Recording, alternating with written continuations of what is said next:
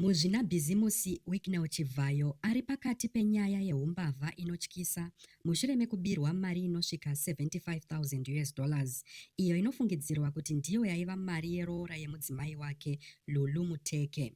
Mashoko atiri kutambira anoti vabereki vaLulu vasvikirwa nema-armed robbers vanosvika 19 papurazi ravo reAlpha Omega kumarondera mangwanani anhasi ndokuba mari inopfuura 75,000 cash. Mapurisa atotanga kuferefeta nyaya iyi so far hapasati pave nemasuspects. Social media ichipindura nezvenhau iyi, vazhinji vabvunzana kuti sei mari yakawanda kudaro ichichengetwa munzvimbo isiri protected.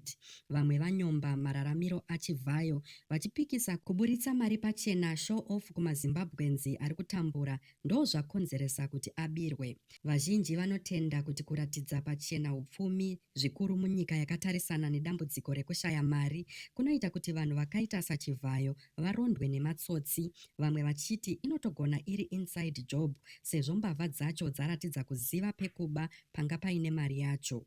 Apo ongororo iri kuenderera mberi, chiitiko ichi chinomutsa mibvunzo yakawanda pamusoro pekuchengetedzwa kweupfumi uye kuparwa kwemhosva muZimbabwe.